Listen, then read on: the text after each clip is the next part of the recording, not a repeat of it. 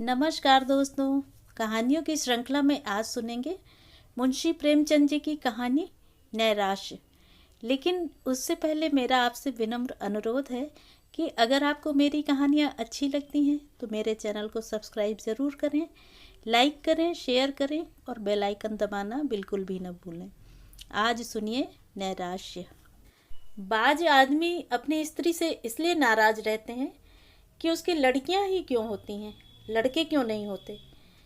जानते हैं कि इसमें स्त्री का दोष नहीं है, या है तो उतना ही जितना मेरा। फिर भी जब देखिए स्त्री से रूठे रहते हैं, उसे अभागिनी कहते हैं और सदैव उसका दिल दुखाया करते हैं। निरुपमा उन्हीं अभागिनी स्त्रियों में थी और घमंडी लाल त्रिपाठी उन्हीं अत्याचारी पुरुषों में। निरुपमा के 3 बेटियां लगातार हुई थी और वह सारे घर की निगाहों से गिर गई थी। सास ससुर की अप्रसन्नता की तो उसे विशेष चिंता न थी। वह पुराने जमाने के लोग थे, जब लड़कियां गर्दन का बोझ और पूर्व जन्मों का पाप समझी जाती थी। हाँ, उसे दुख अपने पतिदेव की अप्रसन्नता का था, जो पढ़े लिखे आदमी होकर भी उसे जली कटी सुनाते रहते थे। प्यार करना तो दूर रहा, निरुपमा से सीधे मुंह बात न करते, कई कई दिनों तक घर ही में न आते, और आते तो कुछ इस तरह खींचे तने हुए रहते कि निरुपमा थर थर काँपती रहती, कहीं गरज न उठे। घर में धन का अभाव न था, पर निरुपमा को कभी यह साहस न होता था कि किसी सामान्य वस्तु की इच्छा भी प्रकट कर सके। वह समझती थी, मैं यथार्थ में अभागिनी हूँ, नहीं तो भगवान मेरी कोख में ही लड़कियां रचते। पति की एक मृदु मुस्कान के लिए, एक मीठी बात के लिए उसका हृदय तड़प कर रह जाता था। यहाँ तक कि वह अपनी लड़कियों को प्यार करते हुए सकुचाती थी कि लोग कहेंगे, पीतल की नथ पर इतना गुमान करती है। जब त्रिपाठी जी के घर में आने का समय होता तो किसी न किसी बहाने से वह लड़कियों को उनकी आंखों से दूर कर देती थी। सबसे बड़ी विपत्ति यह थी कि त्रिपाठी जी ने धमकी दी थी कि अब की कन्या हुई तो घर छोड़कर निकल जाऊंगा, इस नरक में क्षण भर न ठहरूंगा। निरुपमा को यह चिंता और भी खाए जाती थी। वह मंगल का व्रत रखती, रविवार, निर्जला एकादशी और न जाने कितने व्रत करती थी। स्नान पूजा तो नित्य का नियम था, पर किसी अनुष्ठान से मनोकामना न पूरी होती थी। नित्य अवहेलना, तिरस्कार, उपेक्षा, अपमान सहते सहते उसका चित्त संसार से विरक्त होता जाता था। जहाँ कान एक मीठी बात के लिए, आंखें एक प्रेम दृष्टि के लिए, हृदय आलिंगन के लिए तरस कर रह जाए, घर में कोई अपनी बात न पूछे, वहाँ जीवन से क्यों न अरुचि हो जाए। एक दिन घोर निराशा की दशा में उसने अपनी बड़ी भावज को एक पत्र लिखा। एक एक अक्षर से असह्य वेदना टपक रही थी। भावज ने उत्तर दिया, तुम्हारे भैया जल्द तुम्हें विदा कराने आएंगे। यहाँ आजकल एक सच्चे महात्मा आए हुए हैं, जिनका आशीर्वाद कभी निष्फल नहीं जाता। यहाँ कई संतानहीन स्त्रियां उनके आशीर्वाद से पुत्रवती हो गईं। पूर्ण आशा है कि तुम्हें भी उनका आशीर्वाद कल्याणकारी होगा। निरुपमा ने वह पत्र पति को दिखाया। त्रिपाठी जी ने उदासीन भाव से कहा, सृष्टि रचना महात्माओं के हाथ का काम नहीं, ईश्वर का काम है। निरुपमा, हाँ, लेकिन महात्माओं में भी तो कुछ सिद्धि होती है। घमंडी लाल, हाँ होती है, पर ऐसे महात्माओं के दर्शन दुर्लभ हैं। निरुपमा, मैं तो इस महात्मा के दर्शन करूंगी।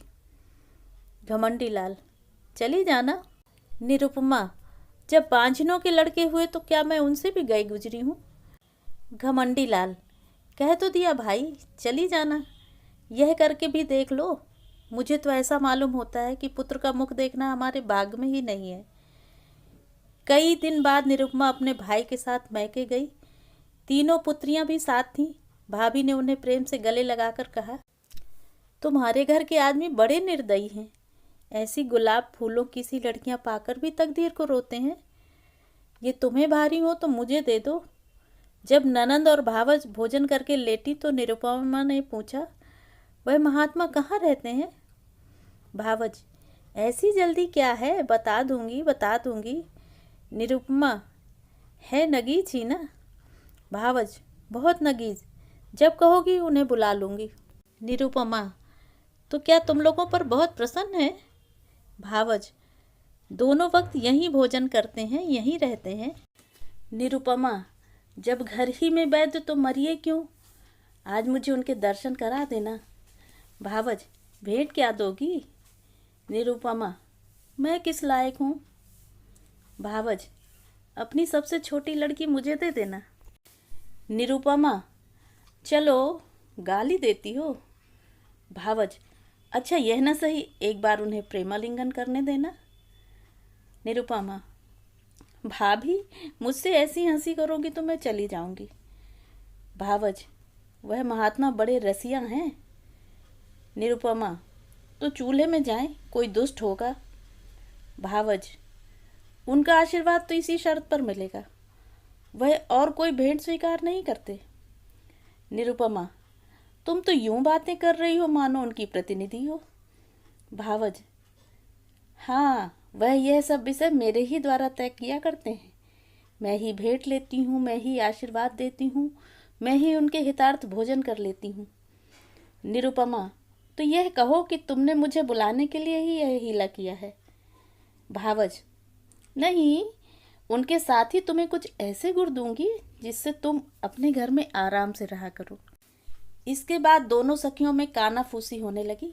जब भावज चुप हुई तो निरुपमा बोली, और जो फिर कहीं लड़की हुई तो? भावज, तो क्या, कुछ दिन तो शांति और सुख से जीवन कटेगा। यह दिन तो कोई लौटा न हो लेगा। पुत्र हुआ तो कहना ही क्या, पुत्री हुई तो फिर कोई नई युक्ति निकाली जाएगी। तुम्हारे घर के जैसे अक्ल के दुश्मनों के साथ ऐसी ही चालें चलने से गुजारा है। निरुपमा, मुझे तो संकोच मालूम होता है। भावज, त्रिपाठी जी को 2-4 दिन में पत्र लिख देना कि महात्मा जी के दर्शन हुए और उन्होंने मुझे आशीर्वाद दिया है। ईश्वर ने चाहा तो उसी दिन से तुम्हारी मान प्रतिष्ठा होने लगेगी। घमंडी दौड़े हुए आएंगे और तुम्हारे ऊपर प्राण न्यौछावर करेंगे। कम से कम साल भर तो चैन की बंशी बजाना, इसके बाद देखी जाएगी। निरुपमा, पति से कपट करूं तो पाप न लगेगा? भावज, ऐसे स्वार्थियों से कपट करना पुण्य होता है। 3-4 महीने के बाद निरुपमा अपने घर आई। घमंडी लाल उसे विदा कराने आए थे। सलहेज ने महात्मा जी का रंग और भी चोखा कर दिया। बोली, ऐसा तो किसी को देखा ही नहीं कि इस महात्मा ने जिसको वरदान दिया हो वह पूरा न हो गया हो। हाँ, जिसका भाग फूट जाए उसे कोई क्या कर सकता है। घमंडी लाल प्रत्यक्ष तो वरदान और आशीर्वाद की उपेक्षा ही करते रहे। इन बातों पर विश्वास करना आजकल संकोचजनक मालूम होता है, पर उनके दिल पर असर जरूर हुआ। निरुपमा की खातिरदारियां होनी शुरू हुई। जब वह गर्भवती हुई तो सबके दिलों में नई नई आशाएं हिलोरे लेने लगीं। सास जो उठते बैठते व्यंग से बातें करती थी, अब उसे पान की तरह फेरती।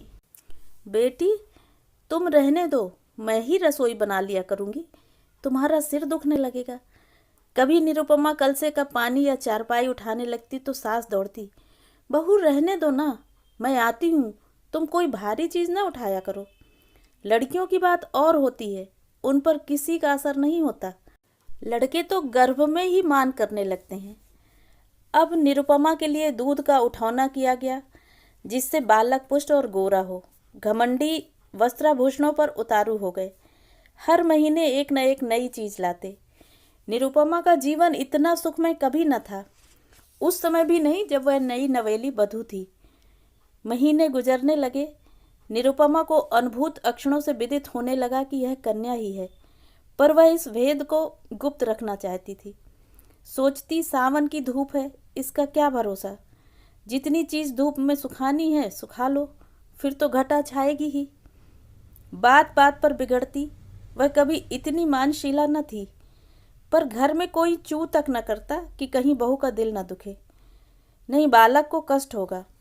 कभी कभी निरुपमा केवल घर वालों को जलाने के लिए अनुष्ठान करती, उसे उन्हें जलाने में बहुत मजा आता था। वह सोचती, तुम स्वार्थियों को जितना जलाऊं उतना अच्छा। तुम मेरा आदर इसलिए करते हो ना कि मैं बच्चा जनूंगी जो तुम्हारे कुल का नाम चलाएगा। मैं कुछ नहीं हूँ, बालक ही सब कुछ है। मेरा अपना कोई महत्व नहीं, जो कुछ है वह बालक के नाते है। यह मेरे पति हैं, पहले इन्हें मुझसे कितना प्रेम था, तब इतने संसार लोलुप न हुए थे। अब इनका प्रेम केवल स्वार्थ का स्वांग है। मैं भी पशु हूँ जिसे दूध के लिए चारा पानी दिया जाता है। खैर, यही सही, इस वक्त तो तुम मेरे काबू में आए हो। जितने गहने बन सके बनवा लूँ, इन्हें तो न छीन लोगे। इस तरह 10 महीने पूरे हो गए। निरुपमा की दोनों नंदें ससुराल से बुलाई गईं। बच्चे के लिए पहले ही सोने के गहने बनवा लिए गए। दूध के लिए एक सुंदर दुधारू गाय मोल ले ली गई। घमंडी लाल उसे हवा खिलाने को एक छोटी सी सेज गाड़ी लाए। जिस दिन निरुपमा को प्रसव वेदना होने लगी, द्वार पर पंडित जी मुहूर्त देखने के लिए बुलाए गए। एक मीर शिकार बंदूक छोड़ने को बुलाया गया। गायनें मंगल गान के लिए बटोर ली गईं। घर से तिल तिल कर खबर मंगाई जाती थी। क्या हुआ? लेडी डॉक्टर भी बुलाई गई। बाजे वाले हुक्म के इंतजार में बैठे थे। पामर भी अपनी सारंगी लिए जच्चा मान करे नंदलाल सो की तान सुनाने को बैठा था। सारी तैयारियां, सारी आशाएं, सारा उत्साह समारोह एक ही शब्द पर अवलंब था।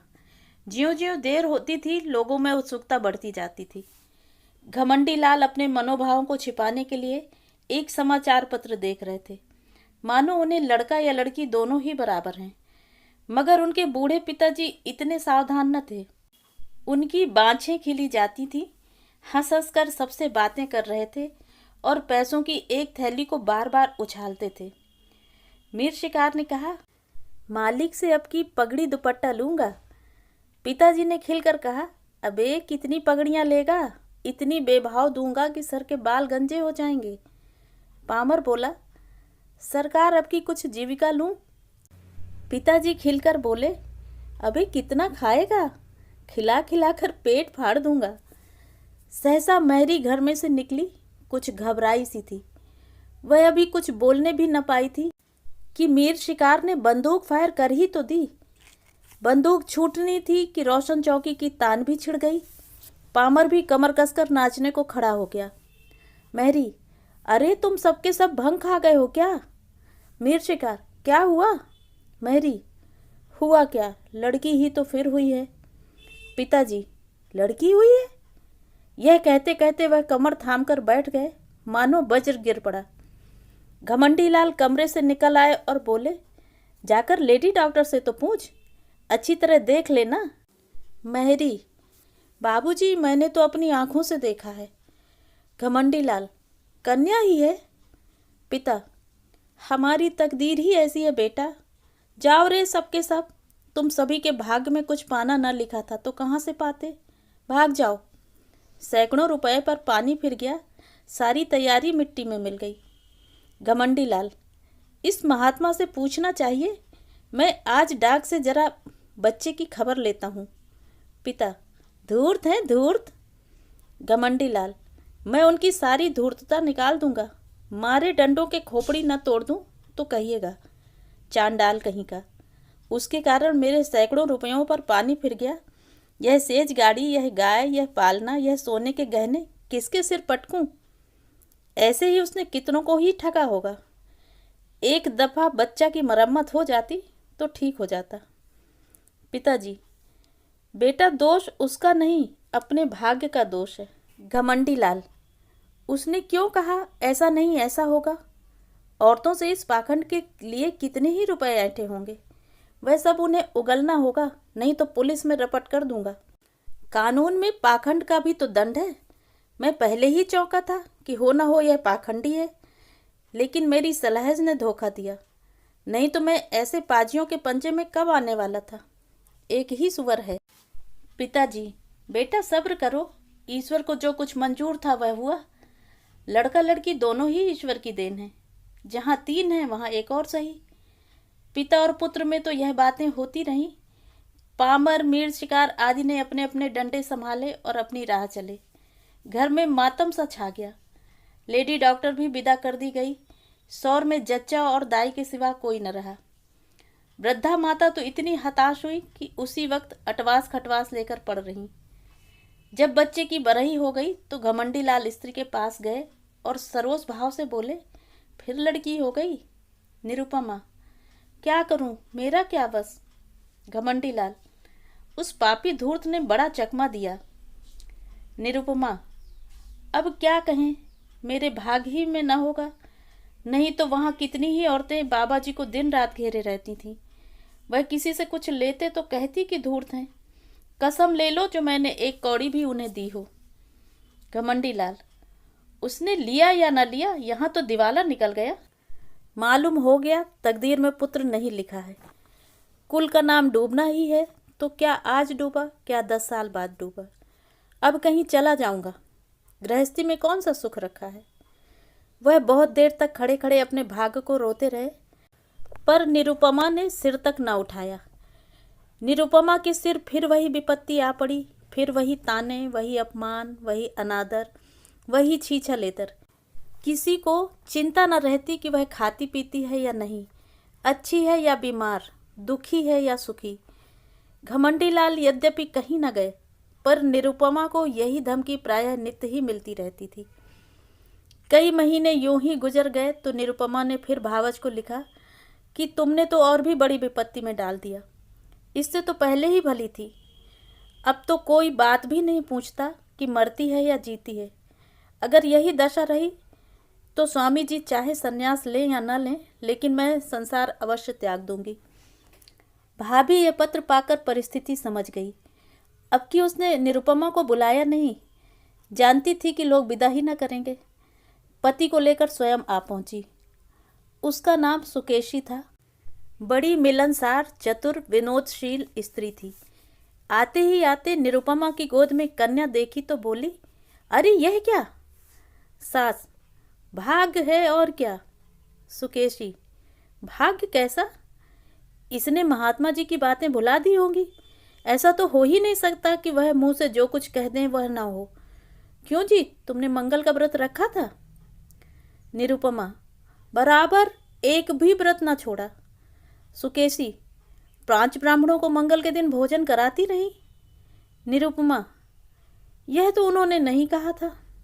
सुकेशी, तुम्हारा सिर, मुझे खूब याद है, मेरे सामने उन्होंने बहुत जोर देकर कहा था। तुमने सोचा होगा ब्राह्मणों को भोजन कराने से क्या होता है। यह न समझा कि कोई अनुष्ठान सफल नहीं होता जब तक विधिवत उसका पालन न किया जाए। सास, इसने कभी चर्चा ही नहीं की। नहीं 5 क्या 10 ब्राह्मणों को जिमा देती। तुम्हारे धर्म से कुछ कमी तो है नहीं।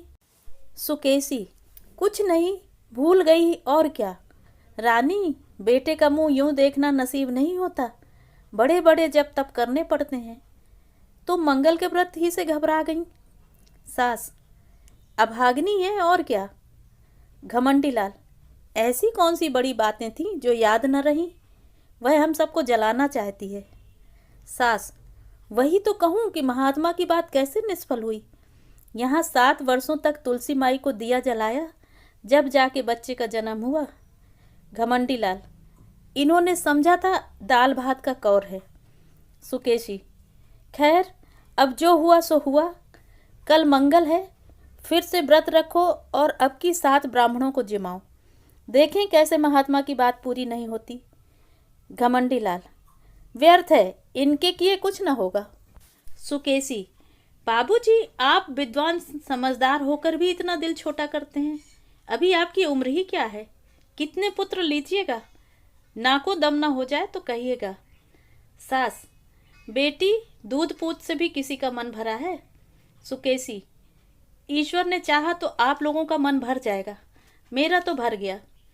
घमंडी लाल, सुनती हो महारानी, अब की कोई गोलमाल मत करना। अब की अपनी भाभी से सब ब्यौरा अच्छी तरह पूछ लेना।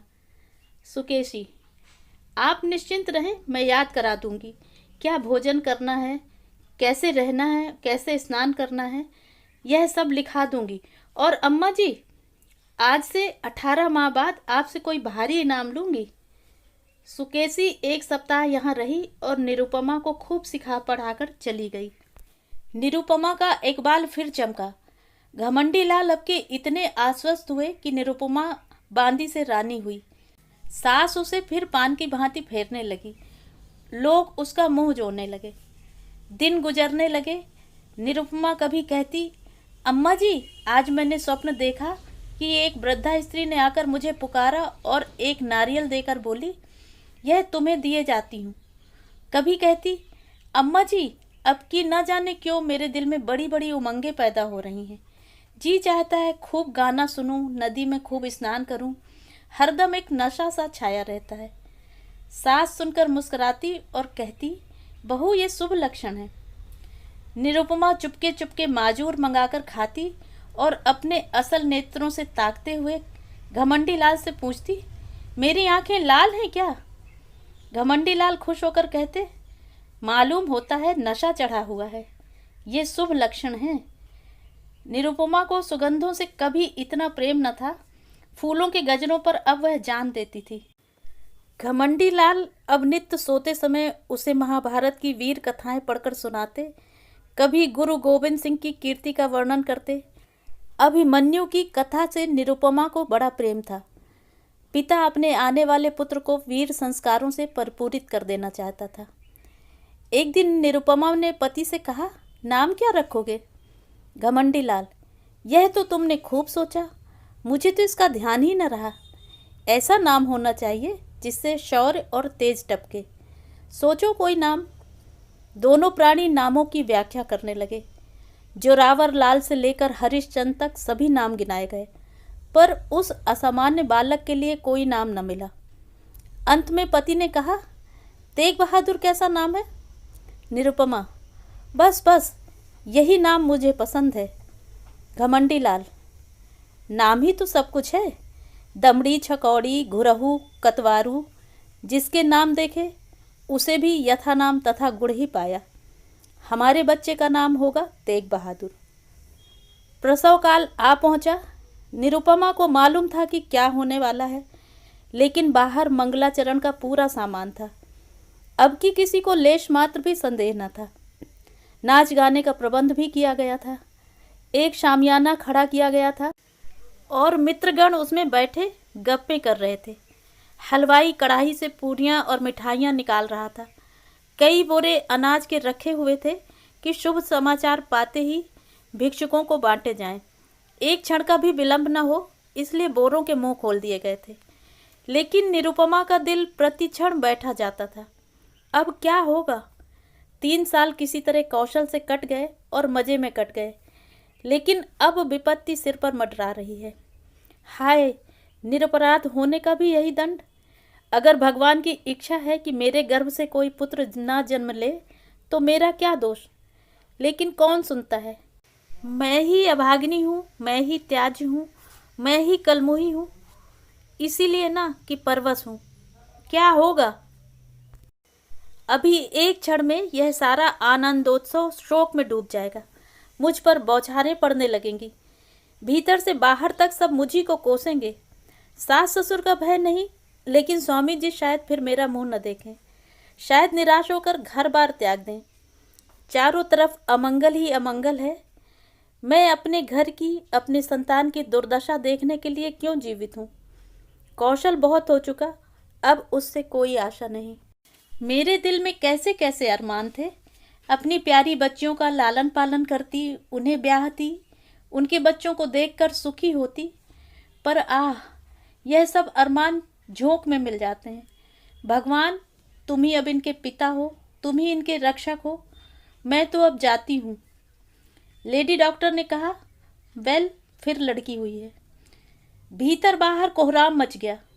पिट्टस पड़ गई। घमंडी लाल ने कहा, जहन्नुम में जाए ऐसी जिंदगी, मौत भी नहीं आ जाती। उनके पिता भी बोले, अभाग्नि है, वज्र अभाग्नि। भिक्षुकों ने कहा, रो अपनी तकदीर को, हम कोई दूसरा द्वार देखते हैं। अभी यह शोका द्वार शांत न होने पाया था कि डॉक्टर ने कहा, माँ का हाल अच्छा नहीं है, वह अब नहीं बच सकती, उसका दिल बंद हो गया है। तो यह थी कहानी। कहानी आपको कैसी लगी कमेंट करके ज़रूर बताएं।